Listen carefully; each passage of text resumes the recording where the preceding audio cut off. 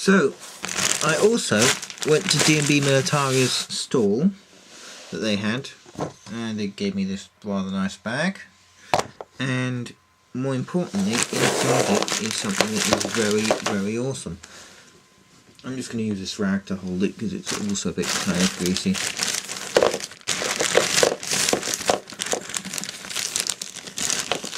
Inside is this. I believe this is probably original, it might not be, but it's an MP40 magazine converter for the PPSH 41, and it just so happens that I have my PPSH 41 here. I shall just show it to you how it works. So you take your standard PPSH 41. This is what the Germans did after they captured thousands of these, because they had lots and lots and lots of them that they captured off Russians that surrendered, dead Russians, stockpiles that had been abandoned when the Russians retreated in 1941, 42, mainly 42, because they were only produced really from November 1941 onwards. But anyway, be that as it may, Germans captured thousands of these, and so one of the ways how they could have done it was to use the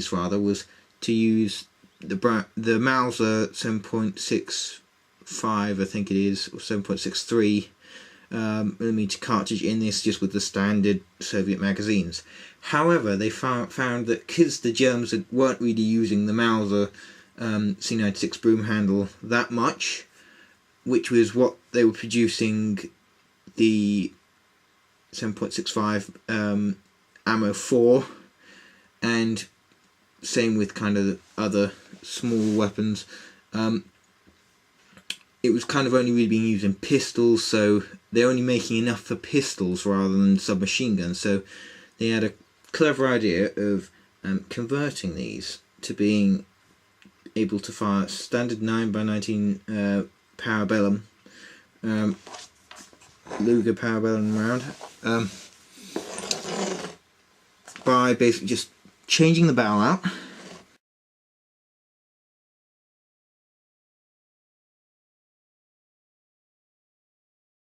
Can't do it on this one because it's deactivated, but they take the barrel out, change it for 9mm, and then what they do is they get one of these. And these were very cleverly designed.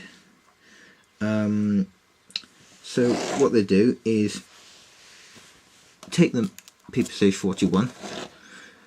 I'm just going to pretend that the barrel's being redone.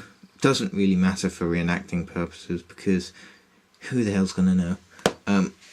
So anyway, and collection purposes. So you put the magazine in like that, and then you press this, and it just locks in place. Simple as. And then you get standard MP40 magazine. This is one of the Vigarian ones that I've just cleaned up, just because it's close to hand, and it just fits in. And now I get something that looks like that.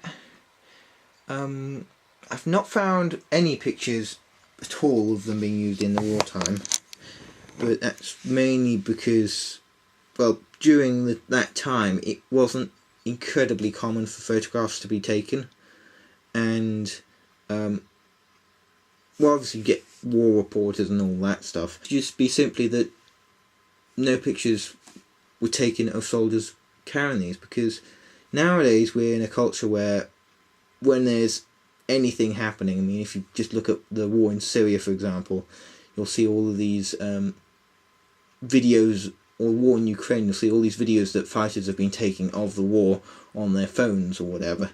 And that didn't really happen back then during World War II. In World War II they had hardly any, quite a few people had cameras, but the technology at the time was quite hard to produce the film for them, and if you're in your front lines, etc., war reporters are mainly going to be taking pictures of German soldiers advancing on Russian positions, knocking out tanks or stuff like that.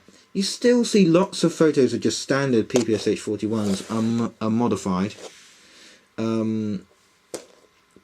But yeah, I don't think it was incredibly common, but it was still used. And the good thing about it having the magazine... Oh, there was one point I forgot to say. One of my history teachers told me that more photos are taken in the UK in one day alone than the entire 19th century. Or something like that. Anyway, so off that. Back onto this. The plus about it being converted to 9mm meant that it could have standard MP40 magazines added, which means that you don't need to worry about having to use captured Soviet magazines for them, or captured Soviet ammunition for them, or have to worry about transporting all of the 7.65 Browning ammo from either where it was made in Yugoslavia or some German factories, or in Herschel in Belgium, which were, I believe, the three main places where the 7.65 ammo was produced. Yeah, that's basically that. So it allowed them to just use standard MP40 magazines that every unit would have been issued, and standard 9mm ammo that every unit would have been issued. So you wouldn't need to worry about having to collect ammo off the dead. It's a teeny bit like with the Mausers that the Germans captured, such as in Czechoslovakia and Poland and Belgium and Yugoslavia. The Mausers that they used were VZ-24s, WZ-29s, I think, etc. And FN-1924s, FN-1933s in Belgium and in Yugoslavia as well. And they all used standard Mauser 7.92 rounds, so you could just use them straight off the bat, use German clips in them, use German ammunition, and it wouldn't affect them. Well, unless the ammunition was substandard, of course. But anyway, that meant that this would kind of be semi-classed as that. I've heard that they were that some soldiers would capture these, and then when they'd be pulled off the front lines, they'd have to hand this in, the PPSH-41s in, and that's where some of the modification with the mag wells and the changing of the barrels were added on. So yeah, and that's basically that. I love captured weapons used by the Wehrmacht. It just really fascinates me for some reason. Anyway, yeah, so I got that, and that is now great for one of my German impressions. I possibly would use that as a Feldgendarme impression, or I might use it for another impression, like possibly my officer impression, a Waffen-SS officer impression from Liebstandarte, because believe it or not, these PPSH-41s were used on the Western Front, because I found a video of someone digging up a PPSH-41 non-converted in one of the areas where the Battle of the Bulge was. I can't remember what it was called, but anyway, the channel was, I think, World War II metal detecting, something like that. And I've also found a picture of a German in Italy who's armed with an unconverted PPSH-41.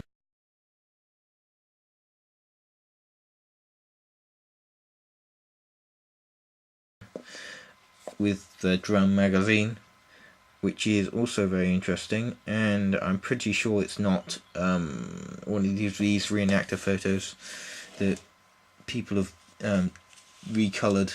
I hate people that do that, because they then get passed off as being real photos, and it's very, very hard to kind of differentiate between which are actual genuine photos, because some of the people who modify the photos do it so well that it actually looks like it's a real one, and I just think that is quite kind of irresponsible of them uploading them to the internet, at least, because then that kind of makes identifying a proper photographs, proper sources that you can use. So yeah, so I managed to find a picture of what I thought was originally a Polish cavalryman attacking a German motorbike with sidecar, and this Polish cavalryman was coming down with a sabre at him, and I then went and did some research on that photo.